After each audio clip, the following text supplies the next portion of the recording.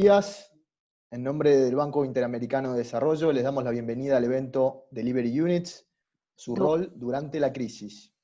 O tema é Delivery Units, El conversatorio será in- principalmente unidades de entrega e seu papel na con crise. interpretación simultánea Temos en interpretação inglés, simultânea en disponível francés y em en inglés. português e em For Portuguese and inglês. Portuguese, please click Para on the world inglês, icon por favor, above clique nesse World and Icon, o choose ícone com language. o mundo, e Para escolha português, o por idioma. favor, faça clique no ícone do mundo na parte inferior da pantalha. Mi nombre Da es Mariano tela. Lafuente, Meu soy nome é Mariano especialista Lafonte, sou en especialista em gestión gestão pública pública do BID, coordeno a para el centro del iniciativa gobierno. regional Tuvimos sobre la oportunidad centro de do apoyar governo, esse é o tema do BID. Nós a tivemos a varias oportunidade de unidades apoiar de la várias unidades da região na criação e Este es el implementação ciclo de de Delivery unidades de Units entrega. que Este é o iniciamos primeiro ciclo en la de serie denominada Gestión webinários Pública sobre que gestão estamos pública que vamos organizando. estar organizando no Tenemos BID para a acá próxima tres semana. panelistas realmente Teremos de aqui lujo três que les quiero panelistas presentar, que nos acompañan excelentes, e desde gostaria de Brasil, apresentá-los. Alejandra Botelho, do Brasil, da Colômbia e Estados Unidos. Alejandra Botelho é conselheira presidencial para gestão e cumprimento da presidência da República da Colômbia. Raquel Flecha, diretora de gestão estratégica na Secretaria Executiva do Ministério da Economia do Brasil. E Dustin Brown, subdiretor adjunto de gestão do Escritório de Orçamentário e Gestão do Escritório Executivo do Presidente dos Estados Unidos. Além disso, vamos também ter a participação de Leia Jimenez, chefe de divisão da Divisão de Inovação para Servir ao Cidadão, do BID, que trata da questão do centro do governo, e temos também ali outros comentários de Edgardo Mosqueira, que é sobre a gestão pública também do BID. E em alguns minutos vamos também abrir a sessão para perguntas e respostas. Verão no final da tela, enviem suas perguntas, caso tenham, no final da sessão. E também, por gentileza, indiquem o seu nome e a função que exerce e por que estão participando. Para iniciar, quero convidar a Leia Jimenez, que dê algumas palavras de boas-vindas. Muito obrigada, Mariano. Bom dia a todos.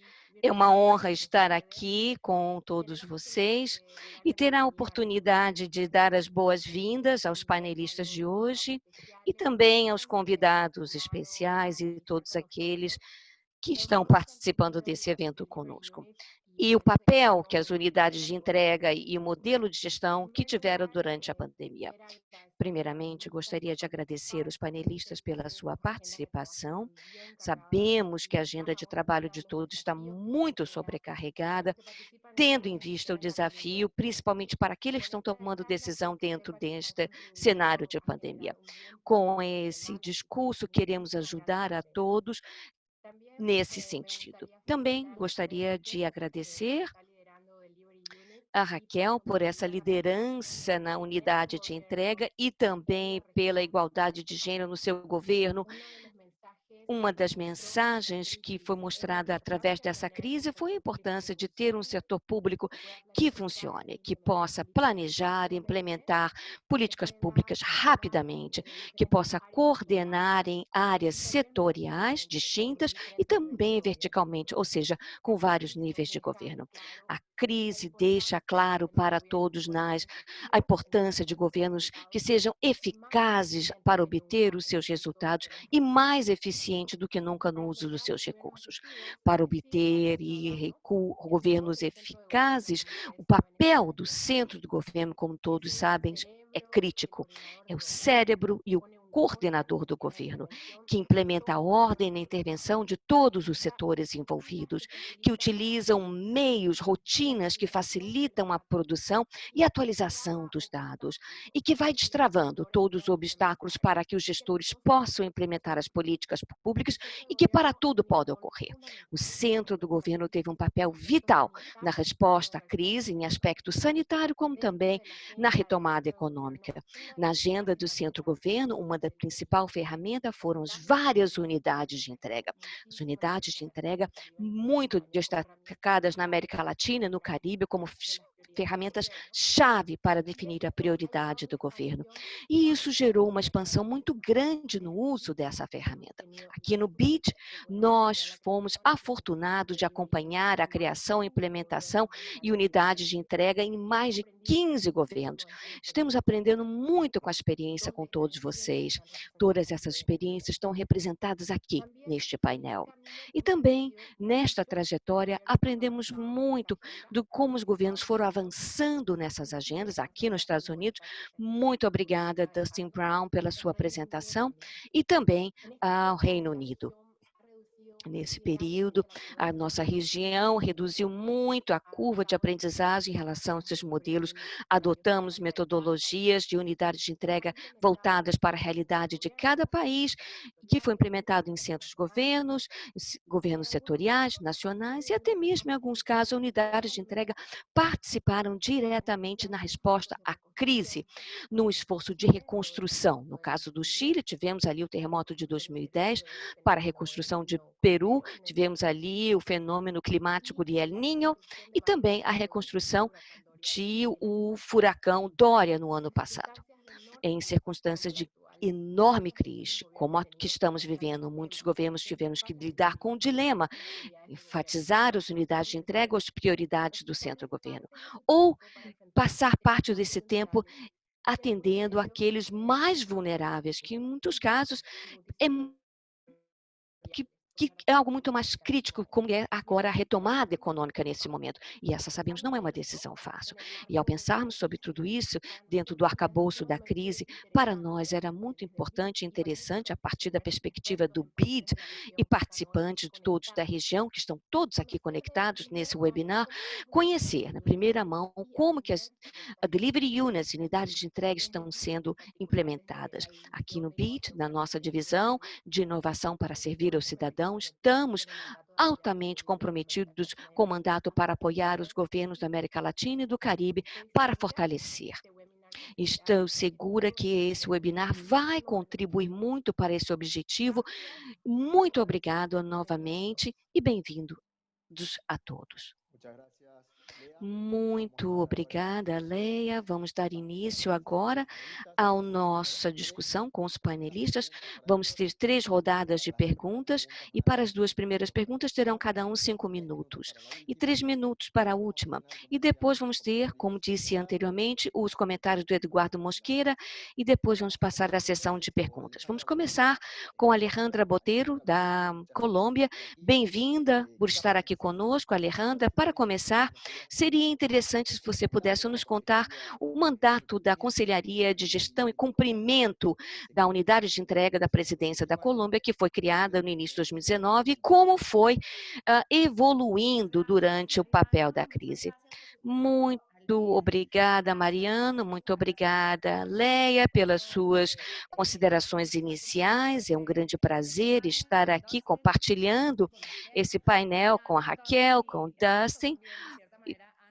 Todos, de certa forma, foram cofundadores da nossa gestão aqui na Colômbia. Então, portanto, para mim é um grande prazer compartilhar a nossa trajetória, que já estamos aqui 1 ano e meio, né? Já tem que nós nos reunimos para definir essa nosso conselho. A Mariana me perguntou como é o nosso mandato aqui. Bom, nós iniciamos a partir de um princípio, tendo um desafio muito grande, era criar uma conselheria, ou seja, um conselho, que desse seguimento ao que a presidente está fazendo. Mas foi a primeira vez que dedicamos um conselho exatamente para esse fim, que vai reportar diretamente ao presidente e ter essa visão periscópica e transversal com todos os outros setores do governo. O mandato que nós temos e o objetivo era instaurar, dentro do fortalecimento de capacidade de seguimento para a presidência, e identificar quais são as prioridades que são vitais, ou seja, prioridades complexas, prioridades que exigem uma alta articulação, alto nível de articulação setorial e que vai impactar um grande número dos cidadãos colombianos, os mais vulneráveis. Essa era a maneira que queríamos identificar prioridades transformacionais. E o que estamos trabalhando é para poder instaurar as melhores práticas práticas para identificar essas iniciativas que já definimos e instaurar as ferramentas para poder fazer um segmento eficaz e efetivo. O que nós fizemos já há 1 ano e meio e que o BID nos ajudou muitíssimo foi identificar as melhores práticas de todas as unidades de entrega no mundo que poderíamos aplicar no contexto colombiano. Então, o contexto colombiano, por exemplo, é, por sua natureza, que tem um alto nível de regulamentação. É um contexto onde já há várias unidades estabelecidas. Temos um departamento nacional que atua nessa área, que muitas vezes não ocorre em vários países. Então, tivemos que nos adaptar, complementar esse departamento e não duplicar tarefas e atividades.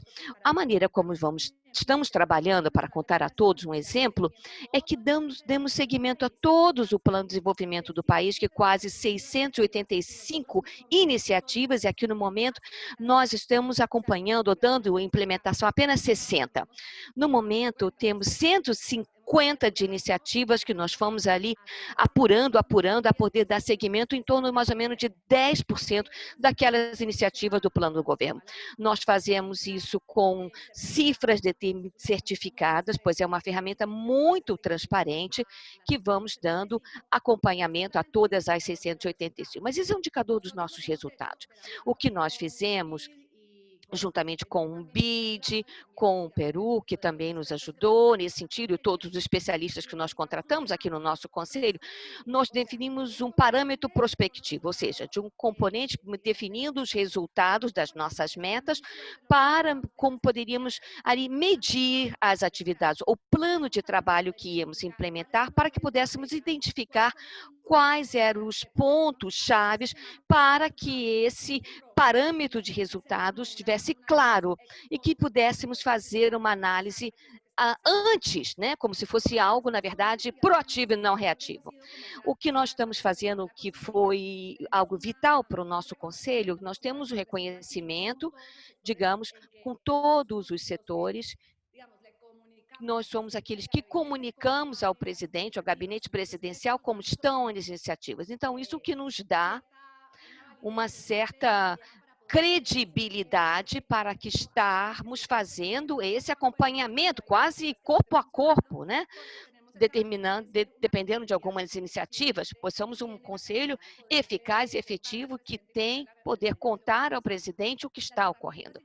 Essas ferramentas de acompanhamento que temos no momento são as seguintes: relatórios mensais ao presidente, um relatório de 40 a 50 páginas, como está cada iniciativa, definimos quais são os avanços, os alertas e quais são as propostas para solucionar os problemas definidos. Então, essa iniciativa nós validamos com cada ministério. Então, estamos enviando o relatório e depois validado com cada ministério. E, juntamente com esse relatório, com muito minucioso, em vários níveis, nós fazemos o acompanhamento com o presidente, contamos ali em 10, em 15 minutos o que está ocorrendo, e quando há uma reunião ministerial, que nós suspendemos durante a pandemia, mas quando voltarmos a ter, fazemos o relatório nessa reunião ministerial para todos. A chefe do gabinete e o chefe de Estado no momento, chefe da Casa Civil, equivalente no Brasil.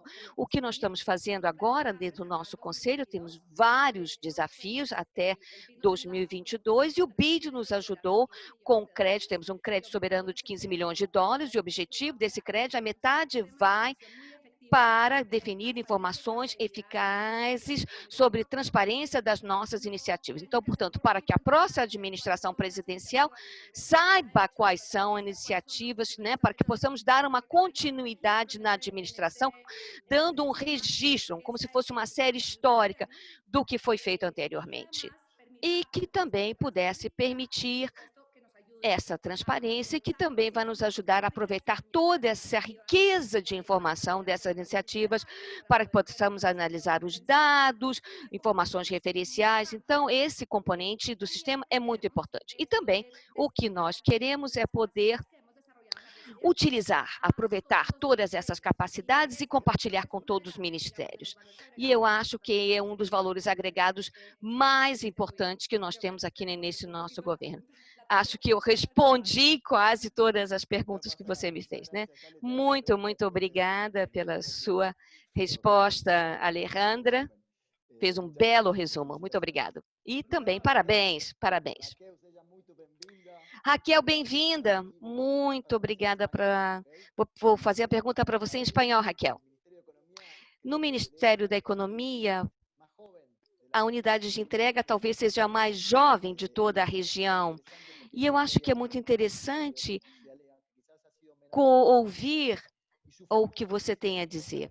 Como é a resposta à crise, a resposta à pandemia? Então, conte-nos um pouco como você está trabalhando nessa experiência. Muito obrigada, Mariana. Também agradecendo a Leia, a Alejandra, o Dustin. Então, eu acho que é importante a gente separar a resposta em dois eixos. Então, quais são as principais medidas do Ministério da Economia e como a Delivery Unit está trabalhando em cima dessas medidas. Então, o Ministério da Economia hoje trabalha em 3 grandes eixos para dar resposta à pandemia. Então, um primeiro eixo, que é o apoio aos vulneráveis. E dentro do apoio aos vulneráveis, talvez a medida mais importante seja o nosso auxílio emergencial, onde a gente, durante 3 meses, agora está pensando já uma expansão, dá um auxílio de R$600 para uma parcela da população, e aí como exemplo, por exemplo, as pessoas que vivem da economia informal, que nesse momento são completamente descobertas na pandemia. Existem outras medidas, mas eu estou destacando só algumas que talvez sejam as mais importantes. Um segundo eixo, que é um eixo de preservação do emprego e da renda.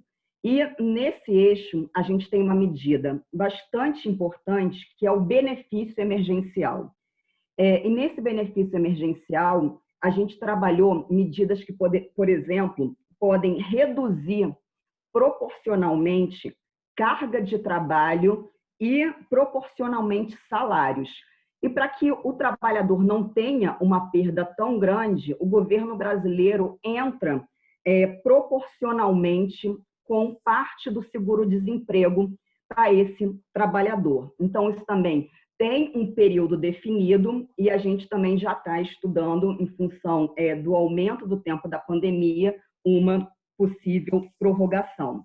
Nesse eixo, além dessa medida, vale a pena a gente também destacar algumas medidas de facilitação e desburocratização de crédito, em especial para micro e pequenas empresas. E o terceiro eixo é um eixo de combate direto à pandemia. E aí é importante a gente destacar a transferência de recursos diretamente para estados e municípios aí na relação federativa brasileira. E aí a gente destaca para o Sistema Único de Saúde, em especial, e para o Sistema Único de Assistência Social. Não só esses, mas também alguma tentativa de fazer compensações em função da queda de arrecadação dos estados e municípios. Então, em cima desses 3 eixos, eu fui falando só algumas medidas que são talvez as mais relevantes, mas a gente fez um inventário de 173 medidas que foram tomadas pelo Ministério da Economia em pouquíssimo tempo. E a gente percebeu que muitas dessas medidas a gente precisava de um acompanhamento muito forte, porque muitas delas eram atos normativos que, uma vez publicados, ou precisavam de um plano de ação para sua efetiva implementação, ou precisavam de um acompanhamento de indicadores de desempenho para perceber se o impacto que foi projetado na formulação da política efetivamente se confirmava na sua execução. Então, dessas 173 medidas, a gente elencou um conjunto de 25 a 30 medidas. E por que de 25 a 30 medidas? A cada semana, a gente percebe que essas medidas elas têm um ciclo de vida que começa e se inicia, às vezes, em semanas. Vou dar um exemplo disso daí. Tem uma das medidas que foi a antecipação do 13º salário dos beneficiários do INSS. Foi um calendário muito bem definido, a gente acompanhou terminou essa liberação de recursos, não faz mais sentido eu fazer acompanhamento dessa medida, ela sai do meu monitoramento de Delivery Unit, e, ao mesmo tempo, entrou o Fundo Garantidor de Investimentos, que é uma forma de eu tratar garantias para essas pequenas e médias empresas, pequenas e microempresas que estão tomando crédito, e aí isso daí é uma grande medida que entra no nosso monitoramento. Então, a gente varia entre 25 e 30 medidas que a gente faz acompanhamento. Desse acompanhamento, a gente tem rotinas semanais. E como são essas rotinas semanais? Nós vamos até as áreas técnicas e a ideia é a gente identificar obstáculos que estão acontecendo com uma ideia de fazer a solução, promover a solução de problemas subindo no processo decisório dentro do Ministério da Economia. E não só isso, também acompanhar essa evolução dos indicadores de desempenho. E, a partir disso, nesse ciclo semanal de acompanhamento, a gente faz um trabalho de curadoria, onde a gente tem 3 grandes resultados. Então, um primeiro resultado, que é um resultado que vai para a Secretaria Executiva do Ministério da Economia. E é justamente esse trabalho dos obstáculos, onde a gente leva questões para justamente a tomada de decisão por parte da Secretaria Executiva junto à governança do Ministério da Economia. Então, são pontos que deveriam ser tratados para a gente conseguir fazer avançar aquelas medidas. Outro pacote, que é um pacote para comunicação social. Então, a gente tenta fazer um viés, que é um viés bem de gestão e governança, um outro que é uma comunicação externa. Então, geralmente, a gente pega qual é a pauta positiva daquela semana, quais são os grandes avanços, e a gente disponibiliza para a nossa assessoria de comunicação. E o nosso terceiro grande pacote é um pacote que vai para todas as secretarias especiais. Como a gente tem um ministério muito grande, com pautas transversais, é importante que todo mundo saiba da evolução de todas as medidas que estão sendo tomadas. Então, a gente tem um trabalho de mandar para todos os pontos focais das secretarias especiais como essas medidas estão evoluindo. Então, hoje, essa é a situação da nossa Delivery Unit dentro do Ministério da Economia no Brasil. Muito obrigado, Raquel. Súper interessante como foi adaptada a metodología, cómo adaptaron la metodología, perdón, con un portfolio bien dinámico, ¿no? Súper interesante. Muchas gracias y felicitaciones por todo. Muito obrigado e agradeço a sua apresentação. Bom dia, Dustin. Agora vamos passar para o espanhol. Agradeço todo o apoio que vem dando à região.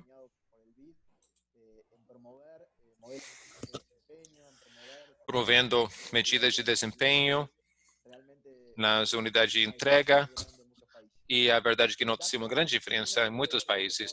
Se bem o governo federal não conta com uma unidade de entrega descentralizada, tem um arcabouço de desempenho especializado há alguns anos agora, onde tais modelos existem dentro de cada ministério com uma rede de coordenação que chega até o escritório da presidência, onde o senhor se encontra. Então, como funciona esse modelo de gestão durante a crise do coronavírus? Qual tem sido o foco do trabalho desse grupo de desempenho, de performance?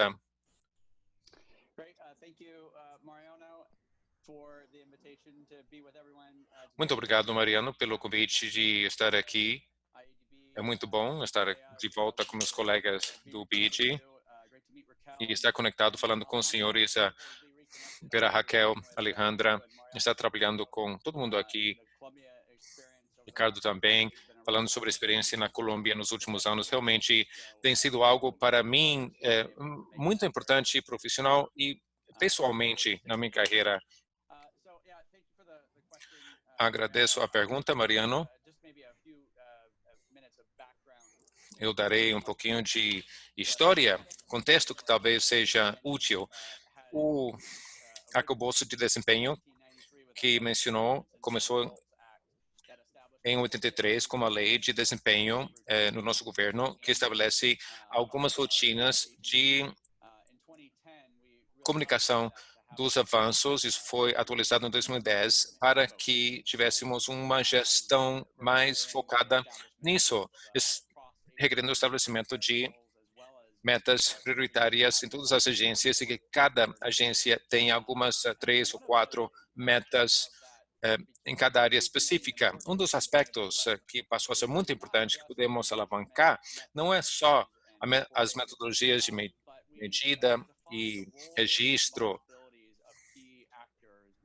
mas definir o papel e responsabilidade de todos os atores mais importantes em cada agência, definindo mecanismos através dos quais possamos reunir cada um deles de forma regular. Uma das coisas chave que podemos fazer em 2016 foi passar esse arcabouço numa transição do governo anterior ao atual. E é a primeira vez que podemos fazer tal transição em o governo total de todos os governos, para não perder a continuidade. Para muitos de nós que trabalhamos no centro do governo, reconhecemos o quanto que é importante que haja continuidade entre um governo e outro. Um dos papéis que nós definimos, particularmente, na Lei de Modernização de 2010, foi o papel do administrador adjunto, o vice-administrador em cada uma das nossas agências. Esse indivíduo é responsabilizado não só pela política, mas também tem que ser o responsável da agência pela gestão, operação, desempenho da agência. A lei requer especificamente que essa pessoa, de forma trimestral, lidere uma revisão com base em dados do avanço feito no desempenho em função de cada uma das metas de prioridade. Só para lhes dar uma ideia da especificidade explicitada na legislação quanto à definição das responsabilidades de cada um desses atores-chave, o OMB, há 25 anos, de forma regular, reúne esses CEOs ou secretários adjuntos através do mecanismo do Conselho de Gestão do Presidente. Costumam ser reuniões mensais para repassar iniciativas de reforma de gestão e outras prioridades da administração. Esse grupo representa, portanto, um dos encontros de mais alto nível que se repetem com certa periodicidade no governo federal. E podemos alavancar esse mecanismo para responder a esta crise em particular. Vale a pena destacar que utilizamos esse grupo no passado em situações de emergência, exemplo daquilo que fizemos durante os fechamentos do governo, que infelizmente tem acontecido demasiadas vezes, para falar sobre questões de política e outras preocupações acarretadas por esses fechamentos do governo. E na esteira do começo da crise do coronavírus, acionamos esse grupo diariamente para que possam compartilhar informação, garantir que haja comunicação frequente, consequente e para receber o feedback sobre questões de política e outras preocupações que são importantes que sejam vistas, e também para disseminar a informação de uma forma clara e consequente. Então, é um bom exemplo de algo que nós estabelecemos com base nesse arcabouço ou marco de desempenho que nós podemos utilizar nessa crise, que remete à resposta que cada agência tem dado, refletindo também a flexibilidade de permitir que cada área adapte o mecanismo para a sua missão. Muito obrigado. Muito interessante ouvir a respeito do papel que deram a esse modelo em resposta à crise. Alejandra, pode nos falar um pouquinho sobre qual tem sido o papel da conselheria ou da diretoria da sua área em resposta ao coronavírus? Você poderia falar um pouquinho sobre esse dilema de que as unidades de entrega tenham embutidas o legado dos governos anteriores? Como que isso foi adaptado no caso dos senhores?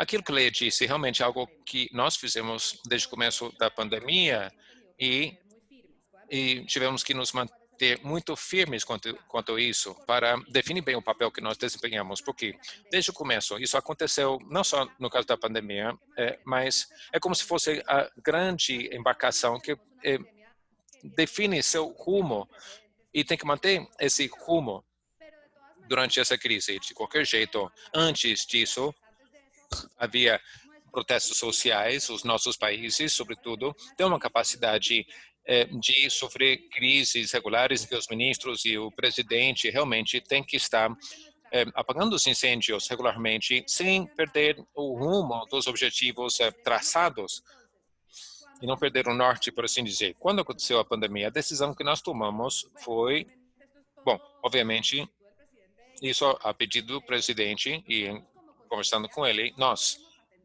não podemos só nos focar na pandemia, temos que preservar os nossos objetivos com certa sensibilidade perante a crise, mas mantermos firmes como as metas estabelecidas anteriormente, aprimorando a qualidade das estratégias até 2022.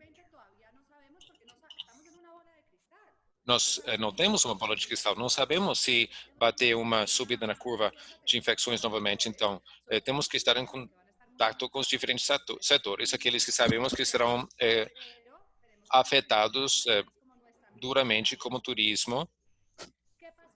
Então, o que foi que aconteceu? Quando surgiu o primeiro caso aqui, e de fato, há uma semana, nós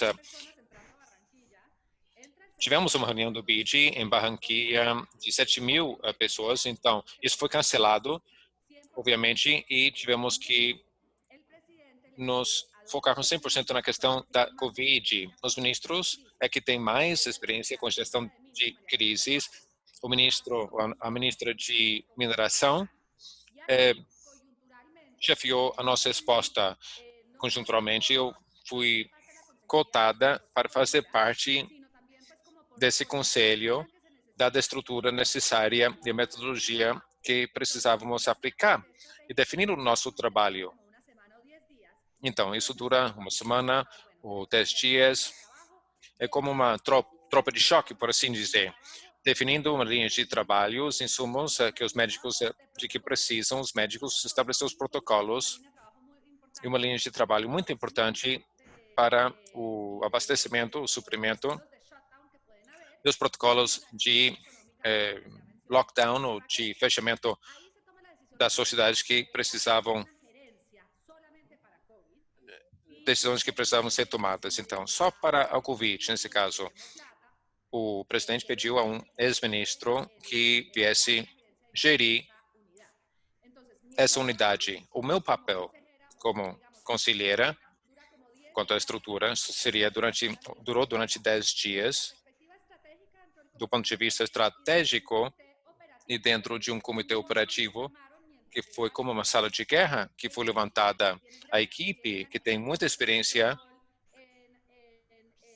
em estabelecer medidas de controle e aplicar iniciativas de acompanhamento. Tudo isso, toda essa capacidade foi aplicada na sala de guerra, War Room. São 2 pessoas da minha equipe durante o mês inteiro que vão ajudar a organizar os planos de trabalho. Recursos humanos, por exemplo, quanto aos médicos necessários para dar atendimento à pandemia e como nós vamos organizar a aquisição dos ventiladores. Então, fizemos uma estruturação dos planos de trabalho, que muito tem a ver com a estrutura que nós tínhamos adaptada àquilo que precisávamos fazer daí para frente. Depois de um mês, quando já tínhamos montada a equipe, o pessoal voltou para o conselho e há 2 semanas, ou talvez tenha sido na semana passada, há uma diretoria que serve de diretoria dessa gestão, integrada por médicos, ex-presidente do Banco da Colômbia, que é um banco muito grande, e pediram que eu fosse representante da presidência para acompanhar o processo. São as diferentes fases da estrutura e da metodologia que nós aplicamos. Também nós fizemos um exercício que tem provado ser muito interessante dentro das iniciativas transformacionais. O que é que precisava ser acelerado para dar atenção à pandemia?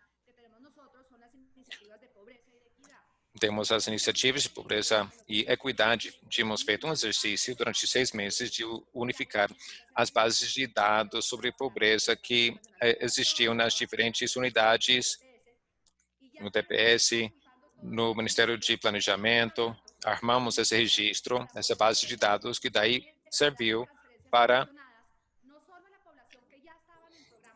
organizar as transferências condicionadas para a população vulnerável, que não participavam ainda do programa, mas que seriam afetados pelo fechamento da economia, com base dessa base de dados e articulação interinstitucional que foi feita com apoio do Ministério. Nós podemos estabelecer um novo programa, receita ou renda especial, suplementar, para aquelas pessoas pobres que não participavam antes desse programa de subvenção ou subsídio. Também nós temos um programa que se chama Ponto Final, que é uma lei pela qual o governo quitava as dívidas que as organizações prestadoras de saúde tinham perante o governo. Isso deve ser acelerado, porque o setor de saúde precisava de dinheiro. O que nós fizemos foi acompanhar mais de perto esse processo de transformação que já estava em andamento. Daí, identificamos daquelas áreas transformacionais quais mereceriam mais atenção nessa fase de reaquecimento da economia. Não que tenhamos eliminado os demais programas de transformação, mas quais eram os programas mais importantes para poder sair da crise. Muito obrigado. Isso foi muito interessante. É verdade que fizeram muita coisa.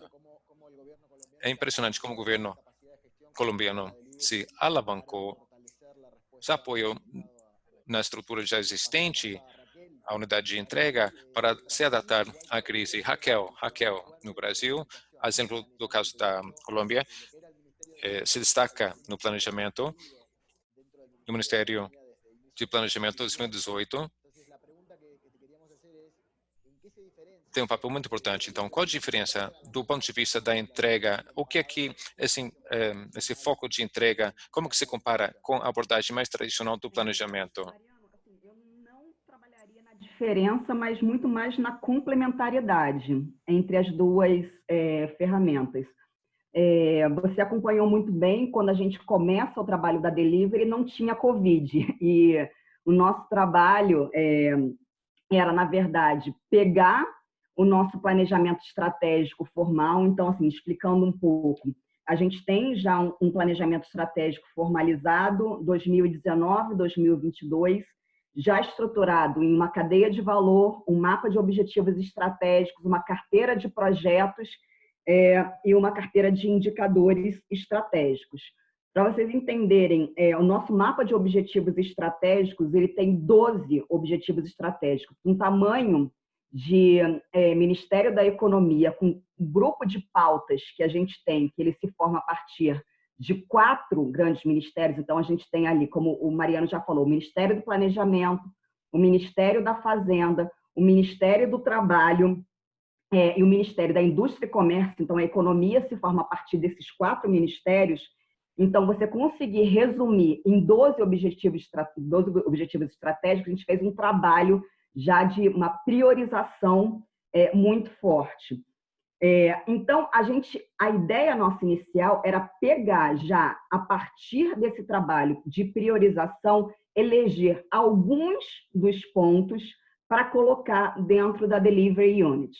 Porque o nosso entendimento era que na Delivery Unit a gente ia trabalhar uma lógica de agilização de resultados. Então, eu mantenho o meu planejamento formal de 4 anos e elejo pontos para agilização. E aí eu começo a trabalhar com ciclos diferentes. Então, só para vocês saberem, eu mantenho meu planejamento e eu tenho, por exemplo, um ciclo do meu planejamento formal de monitoramento mensal e avaliação trimestral. Na hora que eu vou para a Delivery Unit, o meu ciclo de monitoramento e tomada de decisão é semanal. Eu tenho que rodar muito mais rapidamente para obter os resultados que eu quero. Então, esse era o nosso plano inicial. Acaba que a gente entra a questão da Covid e a gente não consegue seguir com esse plano. Então, muda para a gente trabalhar a Delivery Unit em cima das prioridades Covid. Mas a gente segue exatamente a mesma lógica. Eu saio de um conjunto de 173 medidas e falo, não posso me perder em 173 medidas.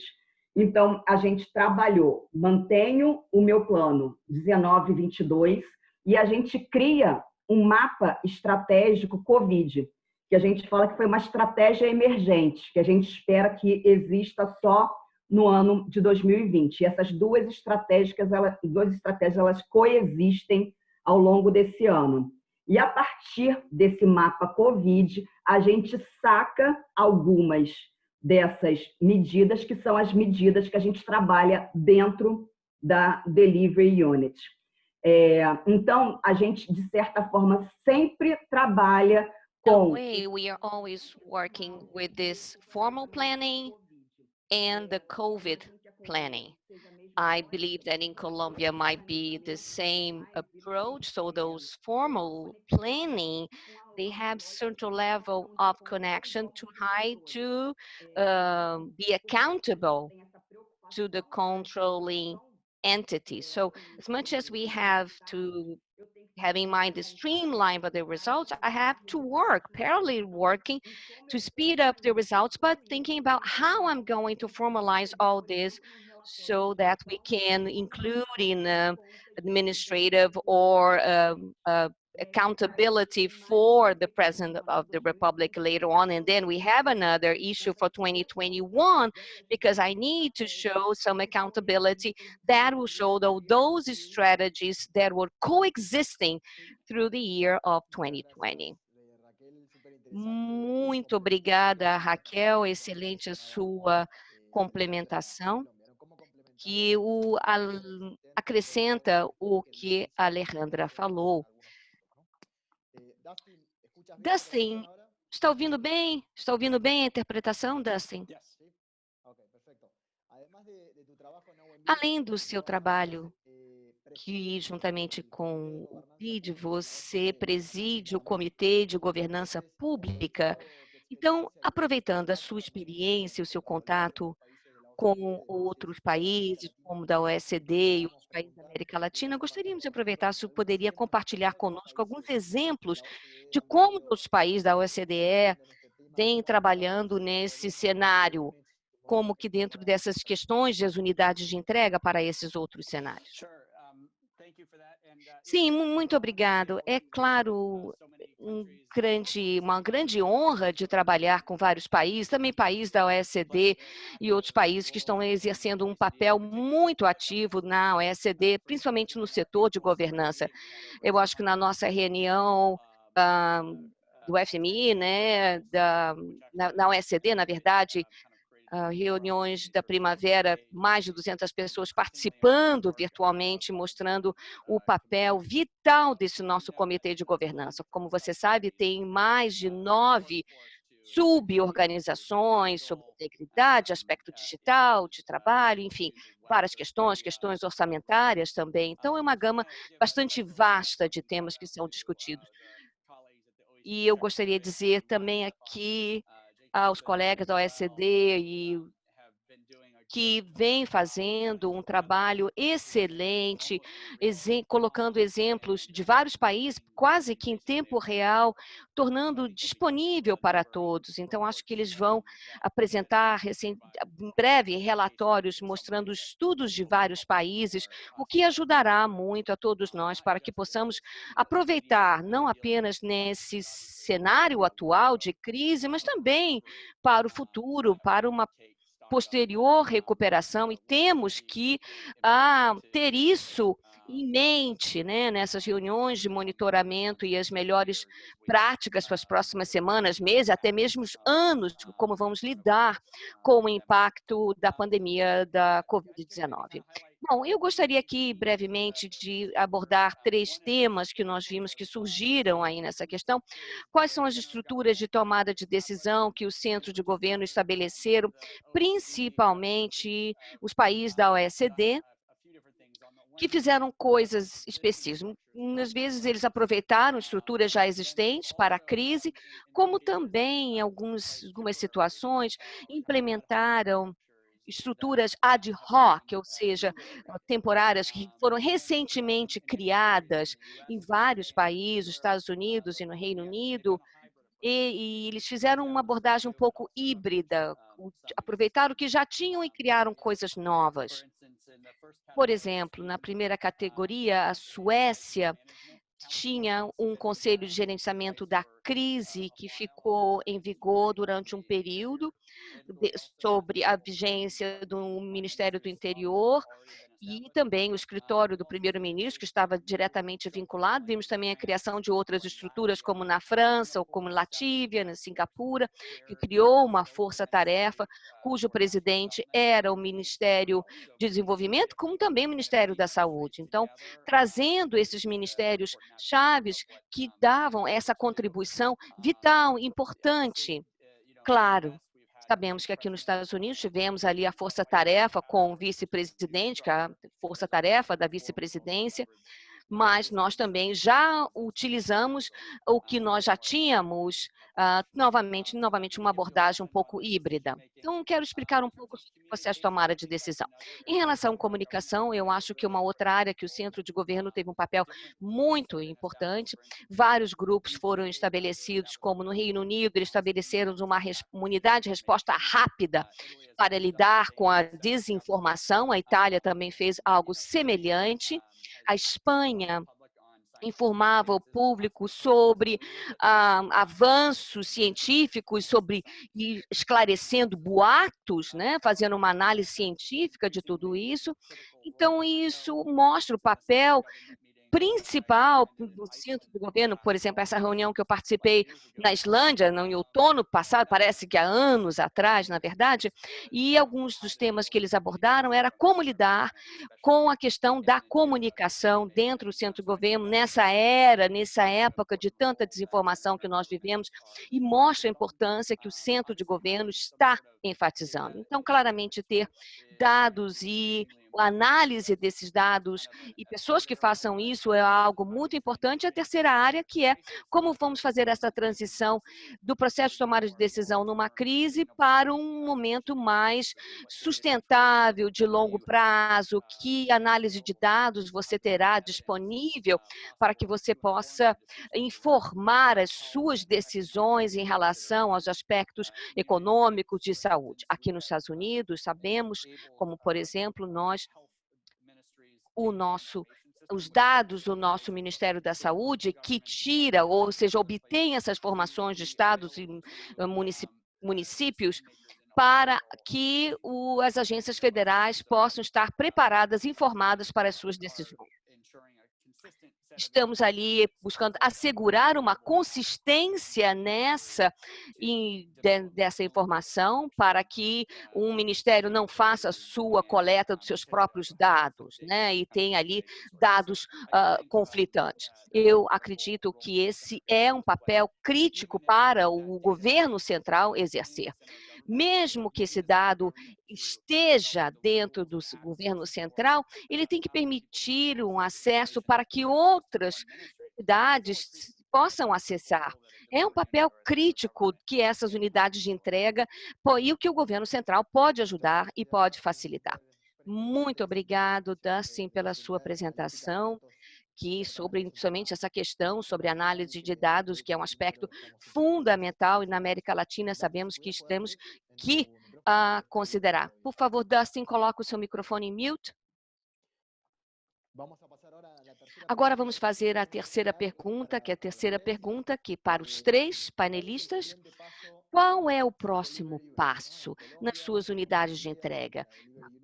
Em Colômbia, para a Raquel, no Brasil, qual é o modelo de gestão, aqui também nos Estados Unidos, o que ainda temos que melhorar e o que aprenderam com a crise, né, que não haviam pensado. 3 minutos, por favor, hein?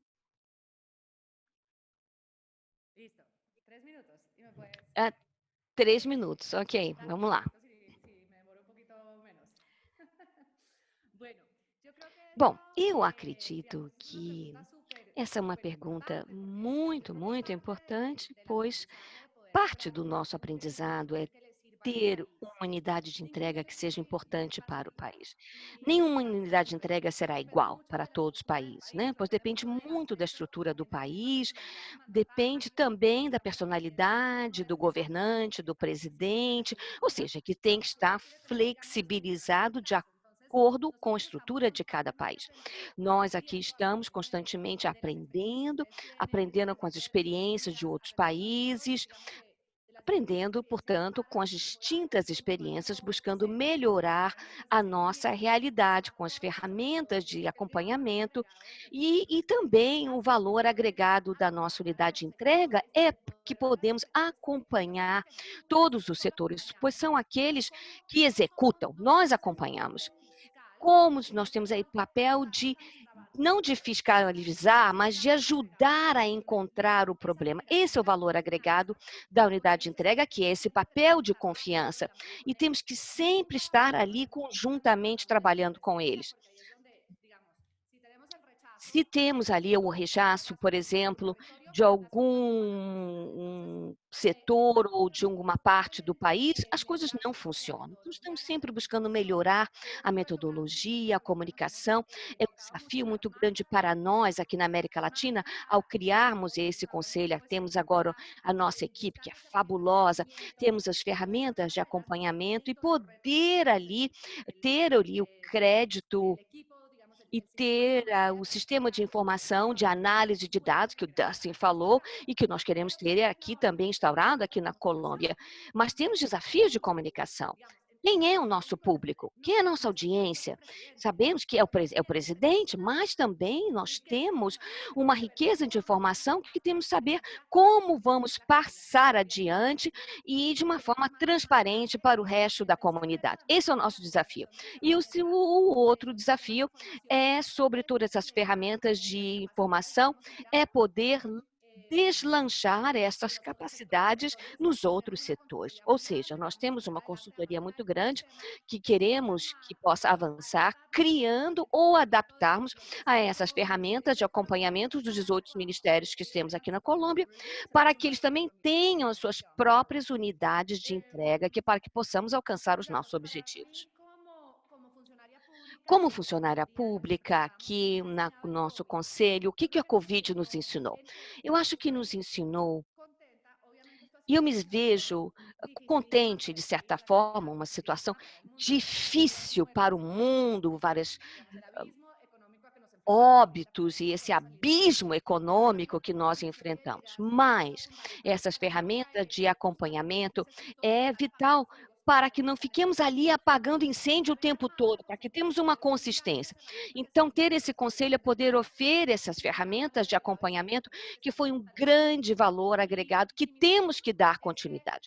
E o meu sonho é que todos, como Dustin foi dito muito bem, que esse grande desafio, que é um desafio que é de longo prazo para todo o setor público, pois sabemos que outras administrações podem não levar adiante isso. Então, essas ferramentas que queremos que sejam transformativas, e teremos ali a possibilidade de acompanhamento que vão ajudar que a Colômbia, como país, tenha, de fato, uma gestão mais forte, mais robusta, que não dependa unicamente daquele presidente que está vigente ou que, no momento. Muito obrigada, Alejandra, excelente. Antes de passar a palavra a Raquel, quero lembrar-lhes que podem enviar as suas perguntas aqui à tela. Enviem as suas perguntas. Raquel, com a palavra, Raquel, agora. Vamos. Mariana, como você comentou, a nossa Delivery Unit é a mais nova de todas, né? Então, a gente tem muito ainda para evoluir.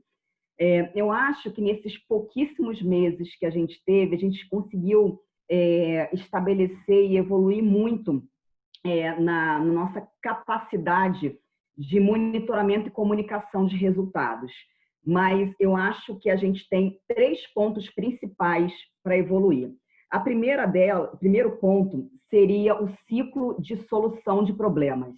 Então, assim, eu consigo coletar dados, eu consigo analisar dados, mas eu tenho que aprimorar hoje a solução de problemas e a tomada de decisão. Então, hoje a gente consegue passar esse reporte para os níveis decisórios, mas eu acho que isso daí ainda pode ser muito aprimorado. E pode ser aprimorado em 2 pontos. Aprimorado para as instâncias superiores, então Secretaria Executiva e Alta Administração.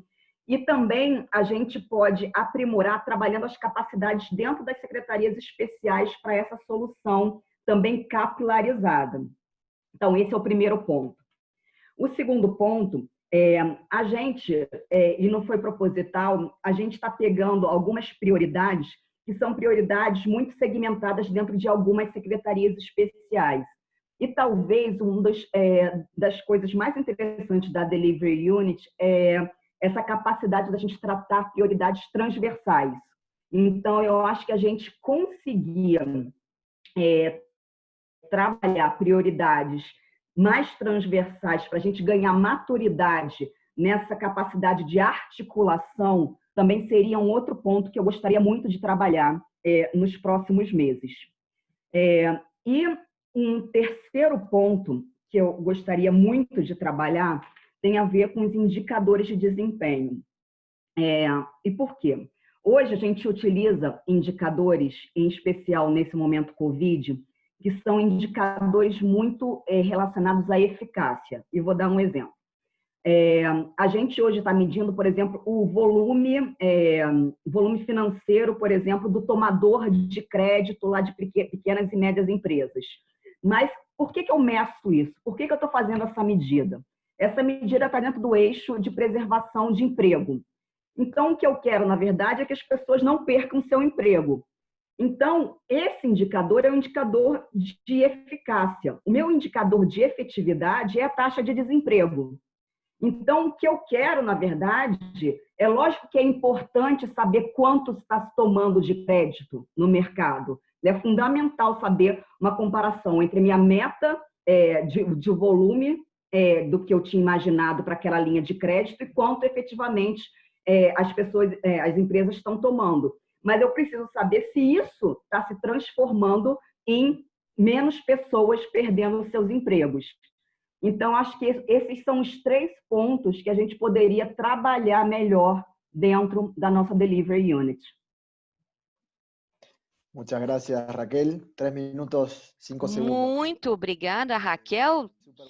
Fez um excelente resumo em 3 minutos. Agora passamos a palavra ao Dustin. O que temos aí para o futuro, Dustin? Para os modelos de gestão. Muito obrigado para falar sobre esse aspecto sobre os indicadores de desempenho. Nós investimos muito nessa área. Vemos ali um aumento muito grande no nosso site ao longo dos últimos anos. Então, estamos contentes em relação a isso, que o governo está contando, de certa forma, uma história, não uma história boa, mas também sermos ali honestos em relação aos desafios que também estamos enfrentando. E se é uma maneira que temos ali também para ganhar a confiança das partes interessadas e do público, de certa forma. E sabemos que essa parte da confiança no governo é algo muito importante, e a Alejandra mencionou isso também. Isso, de certa forma, está vinculado nos esforços da OECD e dos Estados Unidos, nos quais eu estive envolvido nos últimos anos. A OECD define como a confiança no governo como a governança ideal. Como nós renovamos ali o mandato para o Comitê de Governança para os próximos 5 anos, particularmente quando vemos o que está impulsionando essa confiança, o que leva a essa confiança, fala exatamente sobre como que nós temos enfatizar em relação a essa crise, mas também no período de governo normal, sem crises. Um estudo recente da McKinsey dizia que 75% daqueles que confiam na população poderia ser definido como a interação individual, experiências com funcionários públicos, de certa forma, ou com o serviço público, de maneira geral. Então, isso é, claro, uma prova exatamente naquilo que nós temos que enfatizar nos governos centrais. Não apenas na crise imediata, onde sabemos que a confiança nas nossas instituições tende a ser mais alta, mas também na fase de recuperação, que sabemos poderá ser muito mais difícil, como que os ministérios vão estar organizados para continuar priorizando aquilo que vai levar a um engajamento positivo com os nossos cidadãos. E eu acho que essa é uma oportunidade chave para esse Delivery Unit. Esse centro de governo é uma cadeia de cima para baixo que vai definindo as políticas públicas e meios de prestação de conta. Eu acho que é importante pensar como vamos ter ali feedback, ou seja, opinião de volta dos cidadãos em relação às autoridades. Isso é algo que nós estamos trabalhando muito nas unidades de entrega aqui nos Estados Unidos. Nós identificamos que 25% de programas que têm uma relação mais próxima com o cidadão, como aeroportos, enfim, parques nacionais, eles têm um modelo de maturidade, como vão orar esse feedback com os seus cidadãos. Isso poderá ser crítico para o futuro, não apenas como vamos responder à crise da Covid-19, mas de maneira genérica, como vamos manter boas práticas no setor privado. O público espera, de fato, que tenhamos essa habilidade de entregar os serviços de maneira eficaz e eficiente. Bom, obter a informação da nossa própria força de trabalho e os cidadãos que nós oferecemos, e temos mecanismos já adaptados para oferecer isso, isso é um local que vamos, e uma área que vamos enfatizar nos próximos semanas e meses pela frente. Muito obrigada. Muito obrigado. É muito importante sempre levar em conta o usuário final, o público final, que é o cidadão. Agradeço aos três pelas excelentes respostas, dando a palavra agora para os comentários. Valeria Rabi, para os comentários. Bueno, gracias a todos los panelistas. Muito obrigado. Agradeço aos panelistas pelos comentários muito interessantes sobre o desenvolvimento das unidades de entrega. Isso nos faz pensar como isso desenvolveu-se nos últimos anos na região. Eu gostaria de salientar algumas das questões que foram trazidas aqui, que são de suma importância. Alejandra se valeu de alguns termos muito interessantes para descrever o papel das unidades de entrega. Por exemplo, ela disse que na Colômbia se tenta identificar temas complexos prioritários para atender aos mais vulneráveis e por setores. Isto é muito importante porque isto demonstra que as delivery units estão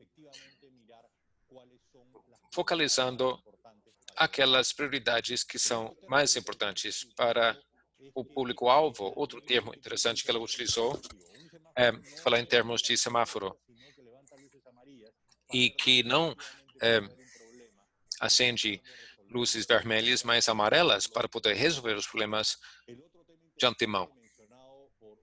Coincidência, Alejandra também trouxe algo muito interessante que Raquel também mencionou, é a questão da complementaridade, que não deve substituir as unidades existentes, mas funcionar de forma suplementar para a consecução dos objetivos estratégicos. Outra coisa que Alejandra mencionou, que também é igualmente importante, que é um desafio que todas as unidades de entrega estão assumindo, na América Latina que o uso de dados, Alejandra e Raquel explicaram claramente como o uso dos dados permite trabalhar com transparência, ter rastreabilidade e gerar políticas baseadas em evidência. Isto é de suma importância. E todos nós que vimos trabalhando na Colômbia, damos muita importância a esse fato, porque realmente é a melhor forma de poder garantir que as políticas sejam baseadas em evidência. Dustin também complementou nesses comentários anteriores de uma forma interessante ao assinalar que a entrega a unidade de entrega pode servir como ponto radiador de dados para coletar dados. Ele falou sobre a importância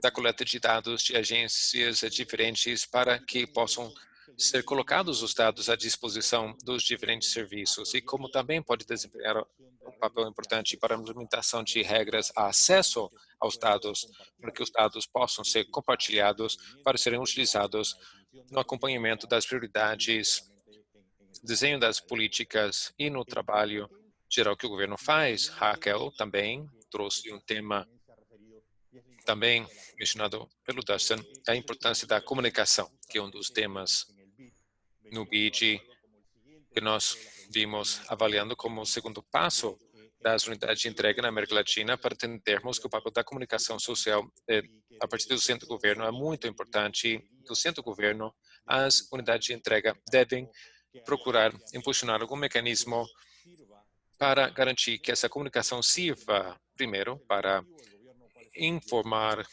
o público sobre as prioridades do governo, o escopo das suas atividades e também para evitar a informação falsa que é disseminada muitas vezes pelas redes sociais, confundindo o cidadão. O último ponto que eu gostaria de salientar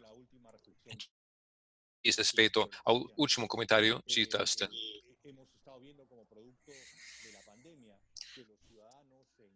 Em consequência da pandemia, nós percebemos que os cidadãos estão olhando para os estados, os governos, para ver o que os estados estão fazendo para resolver o problema. Isso é muito importante, porque isto cria uma oportunidade para o Estado redefinir, recolocar o contrato social perante os cidadãos, aprimorando serviços.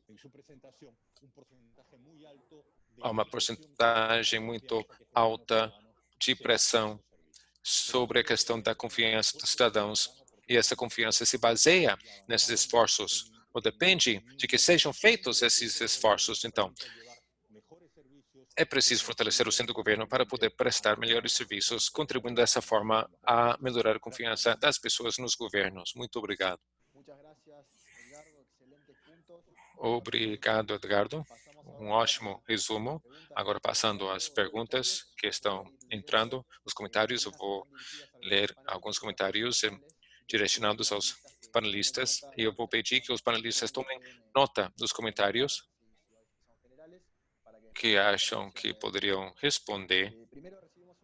Recebemos uma pergunta, acho que é mais para mim, do senhor Barros, vice-ministro da Casa Civil no Brasil, que diz como é que os centros do governo podem trabalhar de forma mais coordenada na América Latina.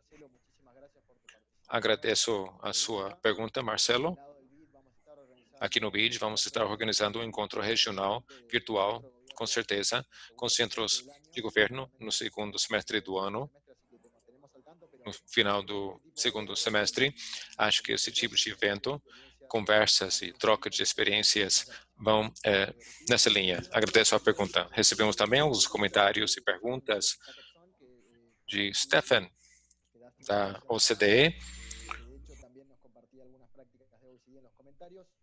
Ouvimos falar sobre as práticas adotadas pela OCDE. É uma ótima oportunidade de nos apoiar nas estruturas existentes para a resposta à crise, ou será que, no caso dos seus países, foi melhor inovar para se adaptar à emergência com respostas mais ad hoc?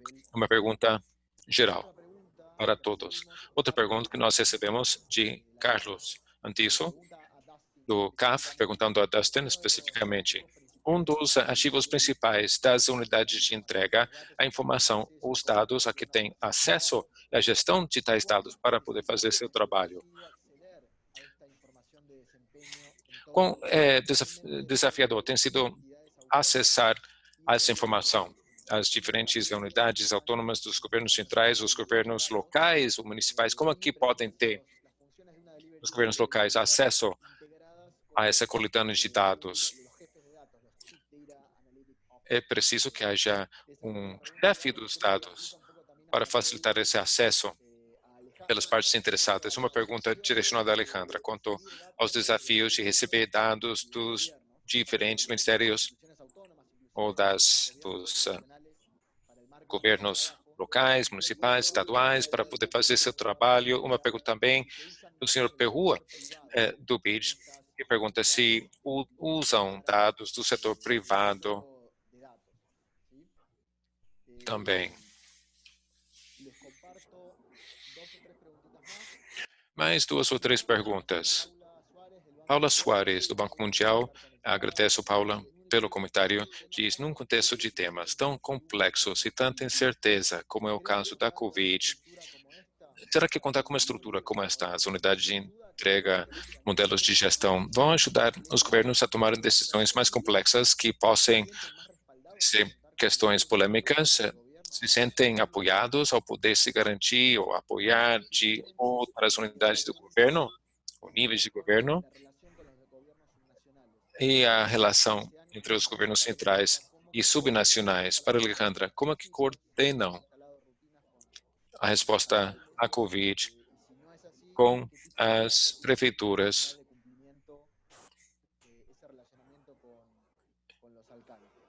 Qual é a natureza dessa relação com as prefeituras em resposta à Covid? Outra pergunta do senhor Cunha. Como garantir que as respostas das unidades de entrega inspirem mais confiança no cidadão quanto ao funcionamento do Poder Executivo? Então, agora com as respostas colocadas, o comentário e resposta que queiram dar os palestrantes com base na sua própria experiência. Alejandra, seguindo a mesma ordem de antes. Alejandra.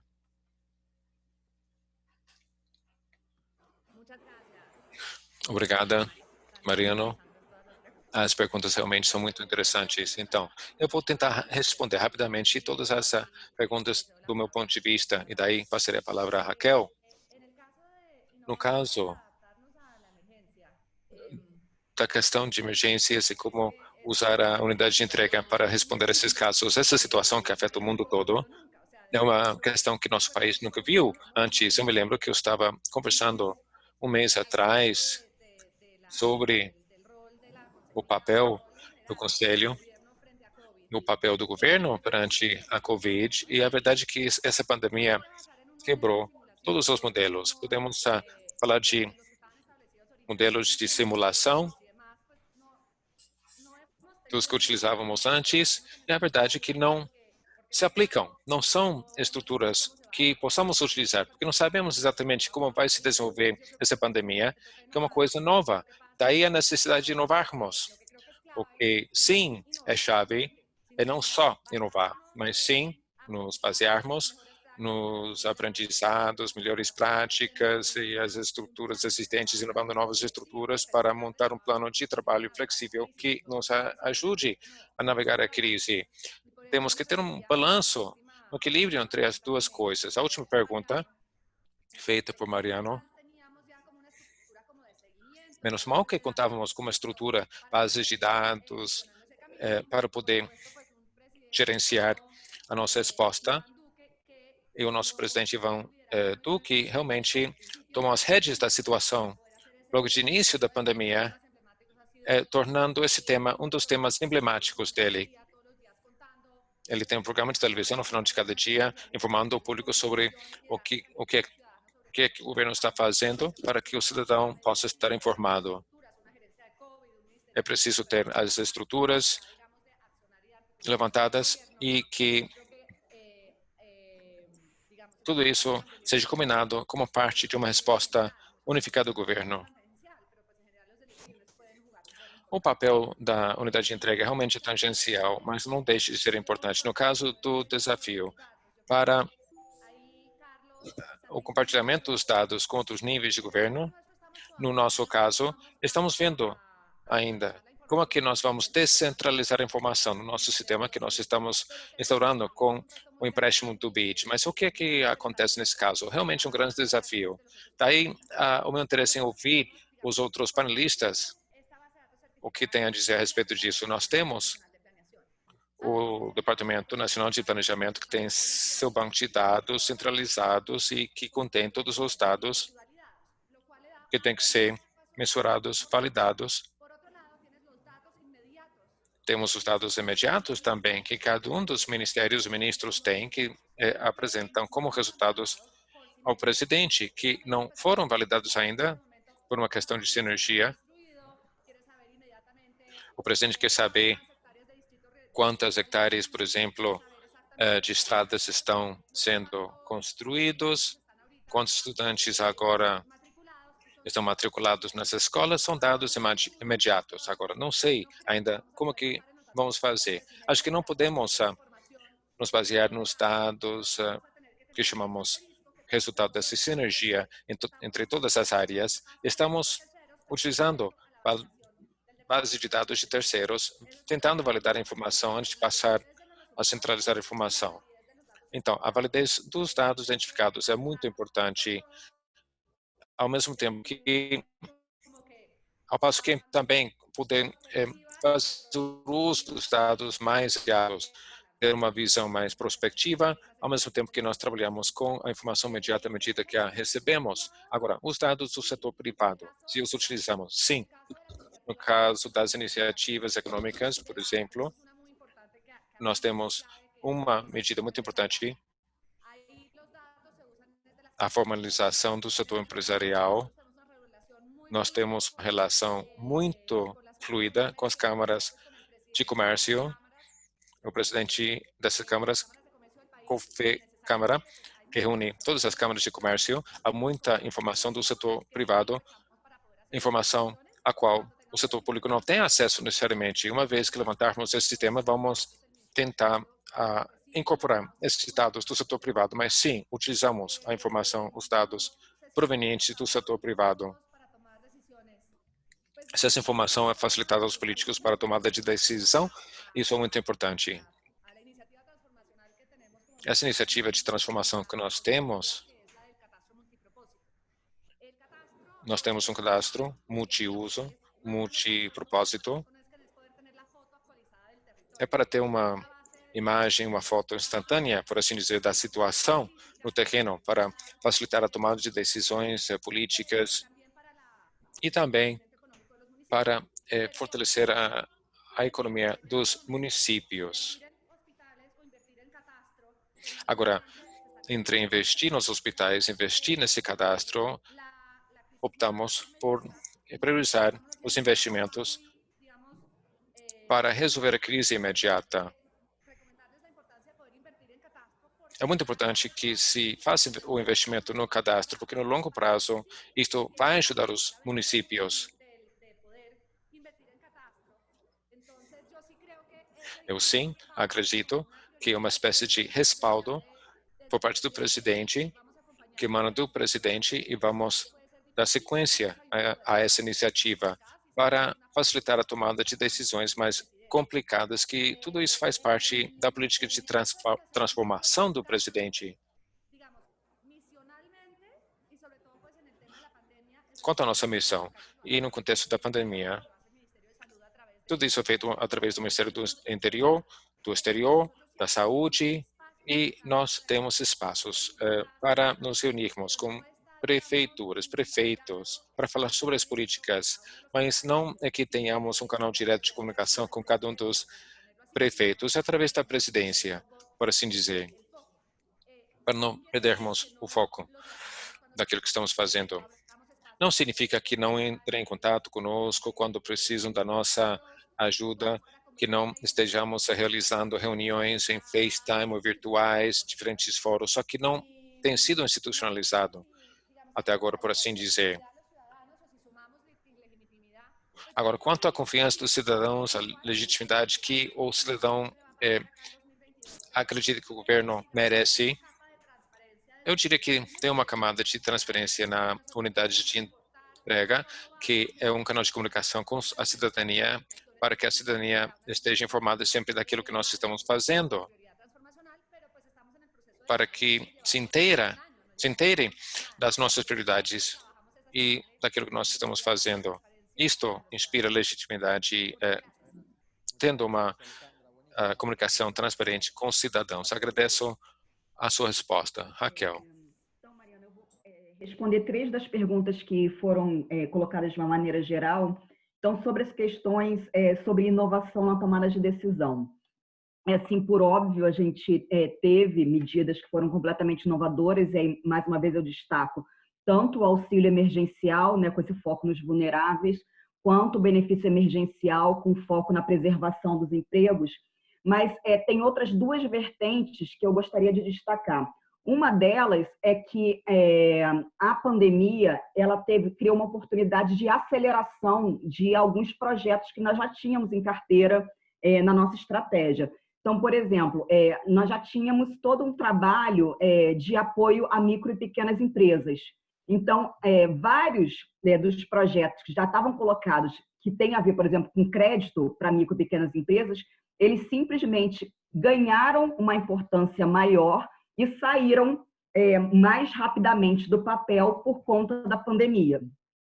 E, ao mesmo tempo, alguns dos projetos que talvez tenham, de alguma maneira, parado nesse momento, eles não perderam importância. Vou dar um exemplo. A gente estava com muitas reformas em andamento.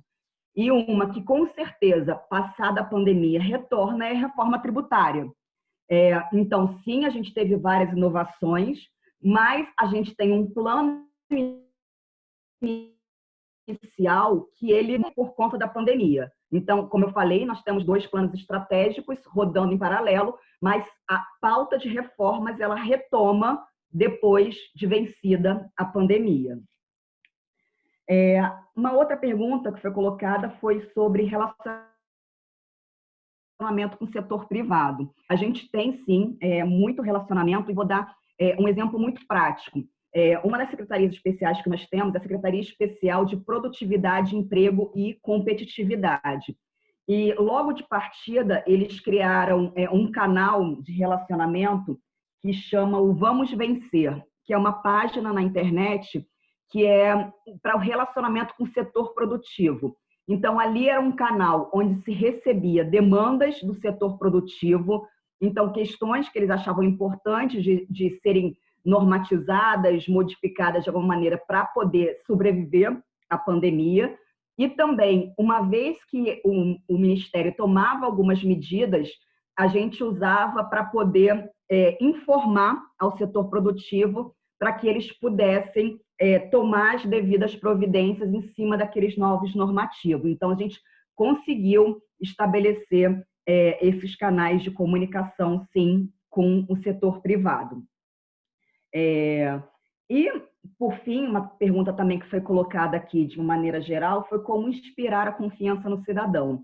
E esse daí é uma coisa que a gente está trabalhando nesse momento, que seria ampliar ainda mais o nosso nível de transparência com relação aos resultados da Delivery Unit. Eu estava nessa semana fazendo uma reunião com o secretário executivo e com nossa assessora de comunicação sobre como a gente pode pegar o nosso acompanhamento das medidas e esse acompanhamento dos nossos indicadores de desempenho, e a gente pode colocar de forma pública no site do Ministério da Economia, justamente para que o cidadão possa olhar aquilo dali e saber exatamente como estão andando as medidas do Ministério da Economia. Então, é uma coisa que fica disponível para o cidadão e também fica disponível para a imprensa, para consumo e geração de mídia, de alguma maneira.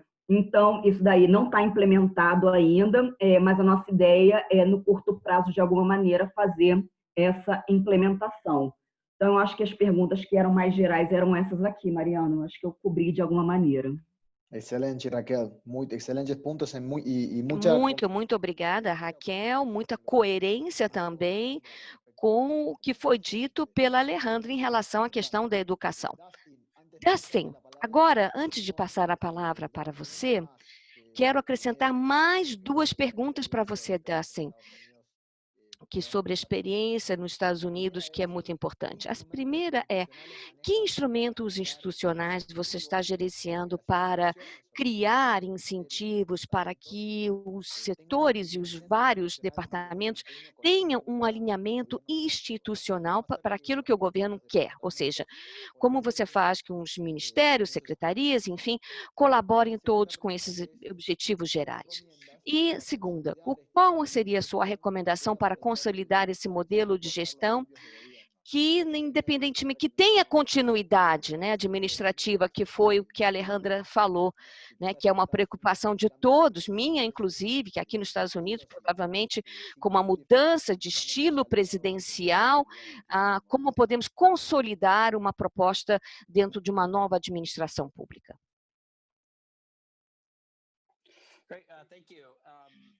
Muito obrigado. Bom, primeiramente, 2 reações que eu tenho a 2 perguntas que foram feitas, e também foi muito bom ouvir a pergunta do Carlos. Sobre a pergunta de como podemos aproveitar essas instituições que já existem, eu acho que é um equilíbrio sempre difícil, né? Claro que as instituições mais novas é difícil, muitas vezes, manter. Quando você pode aproveitar aquilo que você tem e adaptar a uma realidade premente, é muito mais positivo, né? Essa é a minha visão. Principalmente, mas sabemos que essa situação que vivemos quebrou todos os paradigmas, todos os modelos que nós já tínhamos definidos. Então, para pensar para o futuro, nós temos que pensar que temos uma longa trajetória de recuperação para nós. Então, identificar aonde estão essas lacunas, isso será crítico, seja uma relação com governos subnacionais, ou uma relação crítica entre o Poder Executivo e o Legislativo, ou até mesmo essas lacunas, os consumidores, os cidadãos, né, são aqueles que nós servimos, se nós estamos preocupados com a trajetória desse cidadão como nosso cliente, como é que você avalia a percepção do cidadão que tem que navegar sobre todos esses sistemas e entender sobre, novamente, a visão, a ótica desse cidadão, entender esses princípios de colocar o cidadão no centro da sua política é importante. Eu já falei com colegas na Alemanha ontem, por exemplo, que estão fazendo um trabalho nesse sentido, trazendo os cidadãos para essas reuniões e estão ouvindo ali diretamente o feedback, as demandas que eles têm e o que pode nos ajudar a repensarmos como vamos ali alinhar e elaborar a nossa experiência para o consumidor. E, claro, novamente aqui os dados, isso exige uma capacidade central, né? Sabemos que o alcance dos dados, a maneira como podemos coletar esses dados, as ferramentas sofisticadas, realmente são extraordinárias, que nos dão uma habilidade enorme de ver o que está acontecendo ali na linha de frente, que nós, tradicionalmente, nunca pensamos dessa forma, né? Mas sabemos que as notícias ruins, né, estão espalhadas por todos os lados, mas esses dados temos que ter um cuidado em relação a isso. Essa ideia de criar essa informação como uma cadeia de abastecimento, as pessoas vão achar interessante, mas muitas vezes tem um recorde de sucesso. Como podemos fazer que essa informação seja transparente, não apenas colocar num site, mas fazer com que as pessoas possam acessar e ter ali, então, processos muitas vezes voltados ou atendendo uma demanda. outra pergunta, que é quais são os incentivos que nós implementamos. A gente pensou várias vezes e vimos sobre ali como se fosse aquela visão do semáforo, né? Do sinal de trânsito amarelo, ou verde ou vermelho.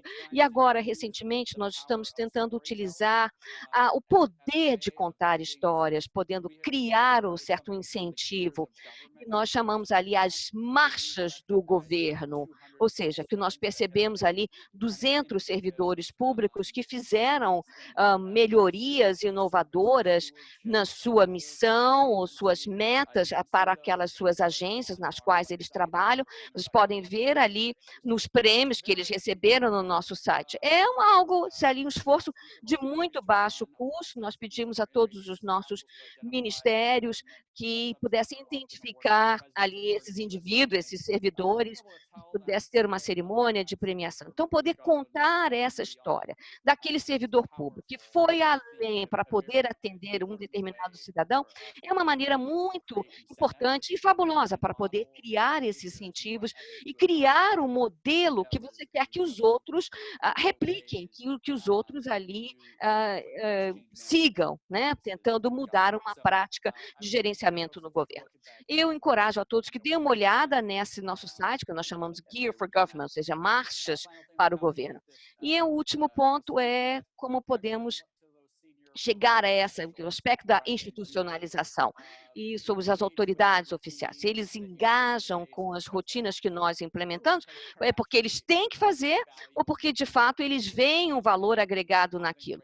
E isso, eu acho que ter um diálogo constante e ouvir o que eles têm a dizer, o que está funcionando ou não, o que está criando um problema ou não, e podemos aí pegar tudo isso e avaliar, principalmente num período de transição. Eu sempre procuro ter essa conversa com autoridades oficiais de alto nível, de alto escalão, para poder, nesse período, como vamos ali viver uma transição, não sabemos ainda qual será o resultado da eleição aqui em novembro, mas sabemos que haverá uma transição administrativa, né? Então, é muito bom ouvir o que os seus colegas estão ali no alto escalão, que eles entendem com base para entender se há, de fato, um apoio que vão ser aqueles críticos que vão ajudar na transição para a próxima administração. Muito, muito importante esses pontos que você abordou, Dustin, Alejandra, Raquel. Muito obrigada a todos, muito obrigados ao Eduardo. E aqui no nosso enfoque do BID, aprendemos muito ouvindo as suas reflexões para que possamos continuar apoiando outros governos na América Latina e no Caribe. Vamos, posteriormente, distribuir um link com essa gravação. Também vamos fazer também um podcast, que pode ser algo assim, talvez, ali mais amigável, nos 3 idiomas, que vamos posteriormente distribuir para todos, e vamos contactá-los posteriormente para os próximos webinários nesse ciclo de gestão pública do BID. Muito obrigada a todos e até a próxima. Muito obrigada, Mariano, pelo convite.